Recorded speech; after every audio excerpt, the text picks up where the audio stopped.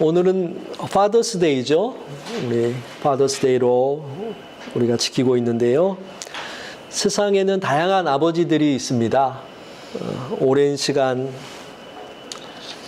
우리가 살아가면서 보면 자녀와 친구처럼 지내는 아버지도 있고 또 엄격한 아버지도 있고 말수가 적은 아버지도 있습니다. 그런데 공통점이 하나 있습니다. 아버지라는 자리는 결코 가벼운 자리가 아니라는 것입니다. 특별히 우리와 같은 이민자 아버지들에게는 더욱 그렇습니다. 오늘 시간을 통해 아버지들을 향한 하나님의 위로가 전해지기를 원합니다. 그리고 동시에 하나님께서 본래 의도하셨던 건강한 가정과 건강한 아버지의 모습을 함께 회복하는 복된 시간이 되길 소원합니다. 먼저 이민자의 삶은 새로운 시작과 같습니다. 이민자로 살아간다는 것 쉬운 일이 아니지요. 낯선 환경, 새로운 사람들, 한국과 다른 문화, 암묵적인 사회 규칙, 언어, 모든 것이 새롭습니다. 마치 초등학교에 입학한 아이가 학교라는 새로운 세상에 적응하는 것과 같습니다. 아이들이 학교에 들어가면 모든 것이 낯설지요. 친구도 새롭고 선생님도 새롭고 규칙도 새롭습니다. 이민자의 삶도 그렇습니다. 한국에서는 나름대로 자기 자리를 만들어 놓았습니다. 오랜 시간 노력하며 살아왔습니다. 직장이나 비즈니스에서도 인간관계에 있어서도 생활 방식에도 익숙했습니다. 우리 컴퓨터 게임으로 말하면 레벨도 많이 올려놨습니다. 테크닉도 늘었습니다. 좋은 아이템도 가지고 있습니다. 경험치도 쌓였습니다. 그런데 이민은 무엇입니까?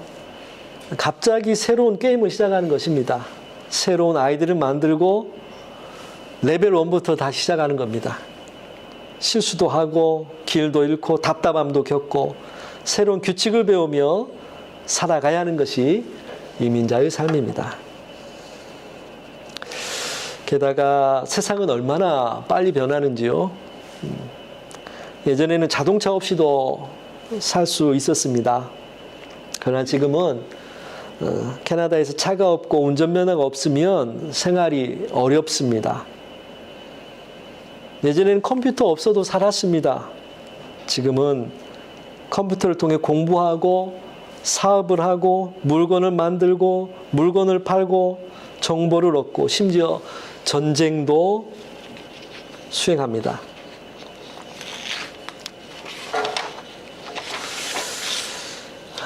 그러니 자신이 자라온 삶의 터전도 아닌 새로운 곳에서 이민자로 산다는 것이 얼마나 쉽지 않은 일인지 우리는 잘 압니다. 지난주 우리 PPT가 안 돼가지고 좀 고생을 했었는데요. PPT가 안 되면 참 당황스럽죠. 컴퓨터 없어서는 안 되는 거죠. 핸드폰도 마찬가지죠. 예전에는 전화기 용도 그리고 사진 촬영하고 문자 보내는 게 다였다면 이제는 그것으로 만족할 수 없죠. 그리고 핸드폰이 삶 전체가 들어있는 작은 컴퓨터가 되었습니다. 지갑을 잃어버리는 것보다 그래서 핸드폰을 잃어버리면 더 큰일이 나는 시대에 우리는 살아가고 있죠. 예전에는 돈이 없으면 소비를 줄이면 됐습니다. 집 앞 텃밭에서 채소를 길러 먹고 된장과 고추장으로 끼니를 해결할 수도 있었습니다. 그런데 지금 어떻습니까? 가만히 숨만 쉬어도 돈이 나가는 시대이죠. 전기요금, 가스요금, 핸드폰요금, 자동차요금, 렌트비 혹은 모기지. 계속해서 돈이 나갑니다. 산속에서 문명과 단절되어 살지 않는 이상 대부분의 현대인들은 계속 일을 해야만 생활을 유지할 수 있는 환경 속에 살아갑니다. 이런 환경 속에 특별히 가족을 책임져야 한다고 생각하는 한국의 아버지들은 어떨까 생각을 한번 해보셨나요? 어깨가 굉장히 무거울 것입니다. 말하지 않아도 마음속에는 늘 걱정이 있을 것이고, 그러면서 아이들 교육은 어떻게 할까? 은퇴 준비는 어떻게 할까? 직장은 안정적일까? 부모님은 어떻게 모실까? 앞으로 우리 가정은 괜찮을까와 같은 많은 염려와 걱정들이 아버지들의 마음속에 있을 것입니다. 하나님은 아버지들의 무거운 짐을 그러나 모른 척하지 아니하십니다. 하나님은 그런 무거운 짐을 아십니다. 어느 누구보다도 잘 아십니다. 예수님께서 말씀하신 수고하고 무거운 짐진 자들아 다 내게로 오라. 여기에는 오늘 살아가는 아버지들의 그런 짐도 포함이 됩니다. 일반적으로 남자들은 잘 말하지 않습니다. 힘들어도 잘 말하지 않죠. 눈물을 숨깁니다. 두려움을 감춥니다. 혼자 견디려 합니다. 그러나 하나님은 알고 계시죠. 밤에 잠들기 전에 하는 걱정을, 아무에게도 말하지 못한 불안을, 미래에 대한 두려움을, 실패에 대한 부담을, 가장의 책임을 하나님은 다 아십니다. 오늘 우리가 읽은 시편 103편, 아버지가 자식을 긍휼히 여김 같이 여호와께서는 자기를 경외하는 자를 긍휼히 여기시나니. 하나님은 심판자 이전에 아버지이십니다. 우리를 정죄하기보다 이해하십니다. 우리 연약함을 아십니다. 우리가 흙으로 지어진 존재임을 기억하십니다. 살아가면서 자녀들이 무엇인가 문제가 생겨서 힘들어하는 것을 보면 안타깝고 참 안쓰럽지요. 그리고 참 속상해요. 그런데 하나님께서도 동일하게 이러한 아버지의 마음으로 우리를 살펴보시는 분이라는 것입니다. 하나님은 사랑의 아버지이시고 우리를 살펴보시고 지켜주시기 원하신 아버지시고 우리가 잘 되기를 바라시는 아버지시고 우리를 도와주기를 원하시는 아버지시고 우리를 이해하시는 아버지이십니다. 우리의 삶을 공감하시는 하나님이라는 거예요. 그리고 우리도 그렇게 자녀들에게 하나님의 모습을 보여주는 부모와 아버지로 살아가기를 바라십니다. 그럼에도 불구하고 우리가 하나님이 원하시는 아버지의 모습으로 살아가지 못할 때가 있습니다. 우리는 스트레스를 향해 만병의 근원이라고 말하곤 하죠. 물론 적절한 스트레스는 사람들에게 필요하지만 그것을 넘어 지나친 스트레스는 몸과 생활의 건강에 아주 치명적입니다. 우린 그것을 너무 잘 압니다. 그리고 하나님이 원하시는 삶의 모습을 따르지 못하게 가로막기도 합니다. 예수님의 비유 중에 가시떨기 위에 떨어진 씨앗, 그 비유를 아시죠? 걱정과 염려, 불안, 두려움, 또 유혹들이 씨앗이 자라서 성장하는데 가로막습니다. 주중에 미국과 이란의 전쟁이 마무리되는 사인을 했죠. 종전되었습니다. 그럼에도 세계 곳곳에서는 아직도 총성이 이어지는 전쟁들이 계속 있습니다. 전쟁터에 있는 군인은 항상 긴장합니다. 위험을 대비해야 하기 때문입니다.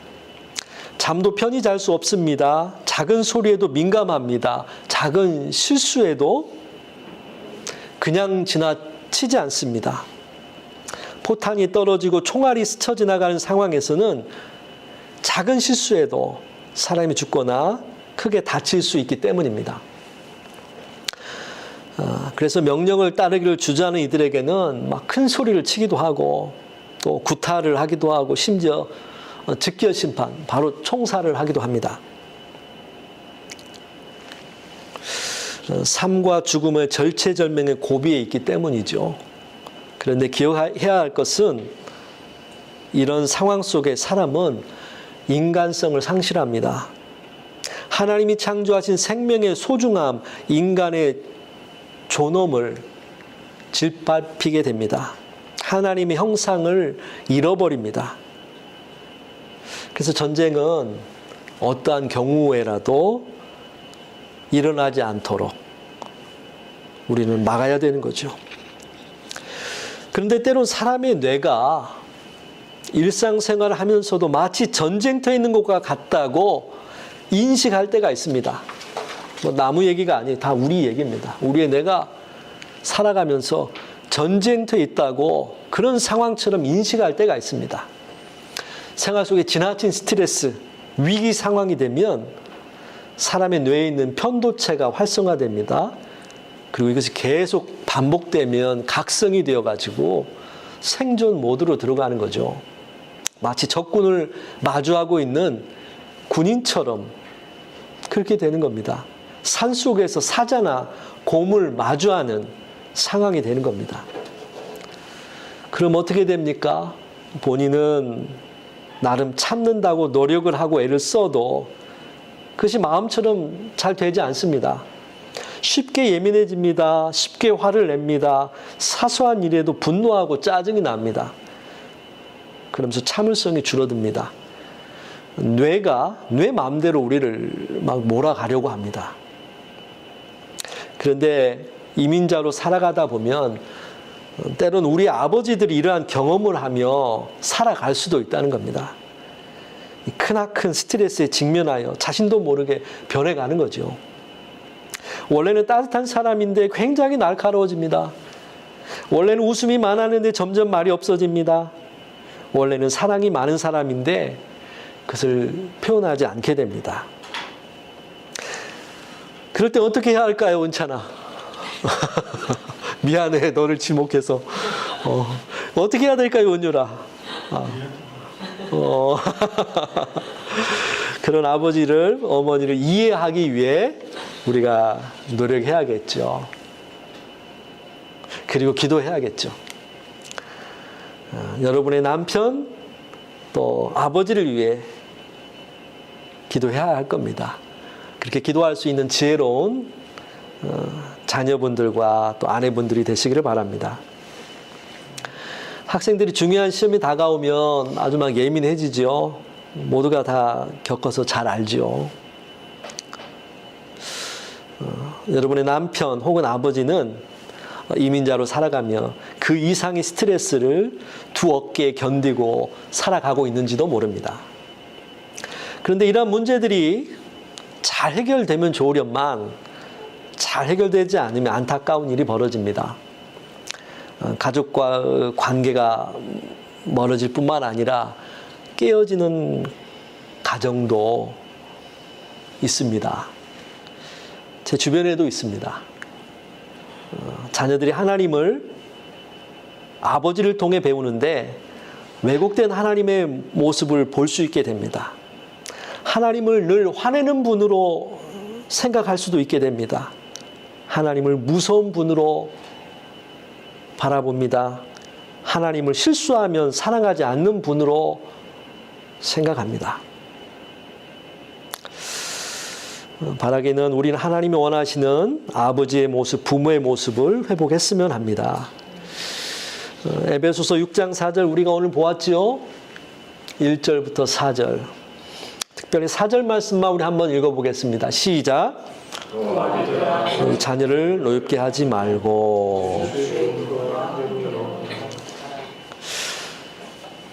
당시 로마 사회, 에베소서가 쓰여진 시기는 로마 시대에 쓰여졌어요. 그때 로마 사회의 문화, 모습은 아버지의 권력은 아주 절대적이었던 사회적 문화를 가지고 있는 시대였습니다. 내 부모를 공경하라는 절대적인 가치였어요. 그러나 유대교 전통은 로마와 달리 아버지 권위와 함께 자녀 교육의 책임도 강조했습니다. 당시 로마 사회의 가오는 대개 이런 식이었다고 볼 수 있어요. 자녀들아, 부모에게 복종해라. 아내들은 남편에게 복종해라. 노예들은 주인에게 복종해라.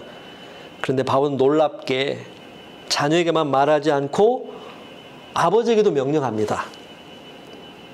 아비들아, 아비들아. 아주 의도적으로 가정의 최고 권력자에게 말을 걸고 있습니다. 당시 문화에서는 거의 전례가 없는 접근이라고도 볼 수 있어요. 아비들아, 너희 자녀를 노엽게 하지 말고, 노엽게 하지 말고. 노엽게 하지 말라는 말은 분노하게 만들다, 격분시키다라는 뜻입니다. 그런데 단순히 아이들을 혼내지 말라는 뜻이 아닙니다. 권력을 남용하지 말라는 의미를 담고 있는 것입니다. 아버지로서의 그 권위, 그것을 남용하지 말라. 당시 로마 사회에서는 아버지가 화를 내는 것은 정상이었고 당연한 거였어요. 큰 문제가 아니었어요. 그러나 자녀가 화를 내는 것은 문제였습니다. 우리 신이는 아버지한테 화내지 않겠지만 자녀가 화를 내는 건 문제였어요. 그런데 바울은 다른 관점으로 바꿔서 말을 합니다. 아버지여, 당신이 자녀를 분노하게 만들지 마십시오. 당시 문화에 대한 정면 도전이에요. 자녀들이 분노하게 만들지 마십시오. 예수님은 하나님을 아바라고 불렀죠. 아바, 아바. 이는 어린아이가 아버지를 부를 때 사용하는, 아버지 하면 좀 거리 있어 보이는데 아빠 하면 좀 가까운 느낌이 들잖아요. 친밀한. 그런 의미를 담고 있는 말이 아바입니다. 예수님이 그 말을 사용하신 거예요. 어린이들을 보잘것없이 취급하던 당시에, 예수님 당시에 예수님은 이 어린아이들 가까이 오게 하고 머리를 쓰다듬고 축복하며 기도해 주셨던 분이십니다. 그리고 이러한 것들을 이어받은 초대교회는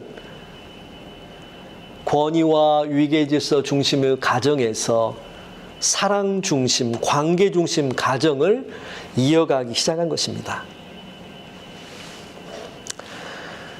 오늘날 우리는 로마 시대 아버지의 강력한 권력을 갖고 있지는 않습니다. 하지만 무의식적으로 힘으로 통제하려고 하는 그런 경우가 혹시 있을까요? 우리 이상구 집사님? 우리 최진수 집사님? 네, 한국 군대 갔다 오신 분들은 자연스럽게 그런 것들이 있죠. 한국의 문화 속에, 그런 문화 속에 자라기도 우리가 했고요. 특히 이민자의 삶은 경제적 부담, 언어의 장벽, 직장의 불안, 미래에 대한 걱정으로 인해 항상 긴장 상태에 있기가 쉽습니다. 그러므로 에베소서 6장 4절은 단순한 육아 지침이 아니고 아버지여 당신의 불안과 스트레스를 가장 약한 가족에게 쏟아내지 마십시오 라고 말하고 있는 메시지로도 볼 수 있는 것입니다. 그리고 이어서 오직 주의 교훈과 훈계로 양육하십시오. 그래서 양육은요, 먹이다 돌보다 자라게 하다라는 뜻을 가지고 있어요. 즉 하나님께서 원하시는 아버지는 통제하는 사람이 아니라 성장시키는 사람이라는 거예요. 두렵게 만드는 사람이 아니라 안전함을 느끼게 하는 사람이라는 거예요.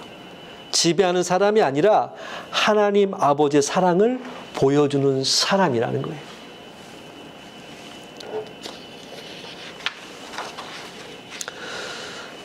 이처럼 성경은 권위를 말하기 전에 사랑을 말합니다. 통제보다 관계를 말하고 명령보다 양육을 말합니다. 하나님이 원하시는 아버지, 완벽한 아버지가 아니고 부자인 아버지도 아니고 성공한 아버지도 아닙니다. 하나님이 원하시는 아버지는 하나님의 사랑을 보여주는 아버지입니다. 실수하면 사과할 줄은 아는 아버지, 자녀 이야기를 들어주는 아버지, 아내를 존중하는 아버지, 기도하는 아버지, 하나님을 의지하는 아버지입니다. 가정에서 가장 중요한 것, 아버지의 능력이 아니라 아버지의 방향이다. 완벽하게 가는 것이 아니라 하나님을 향해 가고 있는가가 중요하다. 오늘 좀 아버지들이 많이 있었으면 좀 더 좋았을 텐데 이게 두 분 저까지 3명밖에 없어가지고 참. 미래의 아버지. 그러네요. 미래의 아버지.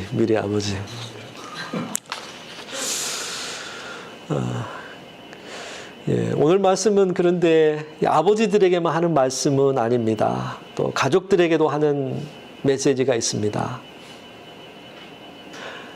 아버지들도 지치고 외롭고 불안합니다. 남자는 나이가 들수록 친구를 사귀기가 쉽지 않습니다. 이민 사회에서는 더욱 그렇습니다. 혼자 있는 시간이 많아집니다. 그래서 가족의 사랑이 더욱 중요합니다. 나이가 들수록 아버지는 더욱 작고 왜소해 보이죠.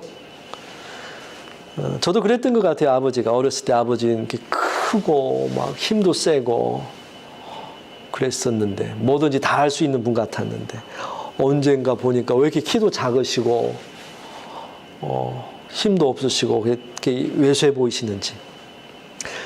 그 인순이의 노래 아버지라는 노래가 있죠. 나레이션으로 이렇게 시작하더라고요. 제가 어제 찾아봤어요. 찾아봤는데 어릴 적 내가 보았던 아버지의 뒷모습은 세상에서 가장 커다란 산이었습니다. 지금 내 앞에 계신 아버지의 뒷모습은 어느새 야트막한 둔덕이 되었습니다. 그러면서 서로 사랑을 하고 서로 미워도 하고 누구보다 아껴주던 그대가 보고 싶다.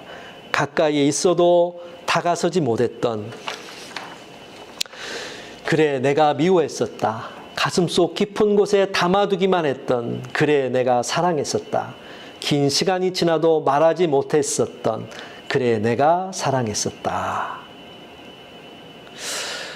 그래 좀 시간이 지나서 좀 후회와 아쉬움 또 그런 감정을 담아서 인순이 씨가 노래를 했던 것 같아요. 본인이 실제 그런 상황에 몰입해가지고 감정을 담아 노래했던 것 같아요. 얼마나 감동적으로 노래를 잘하는지. 옛날 노래였는데 보면서 저도 감동을 받았습니다.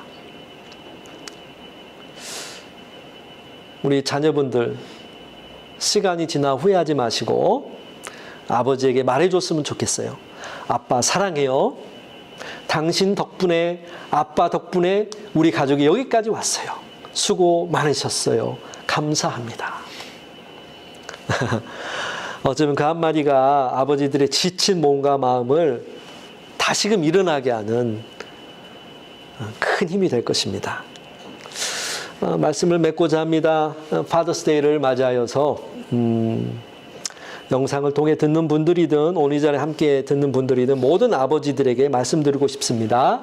하나님은 당신의 수고를 아십니다. 당신의 눈물을 아십니다. 당신의 책임감을 아시고 당신의 무거운 어깨를 아십니다.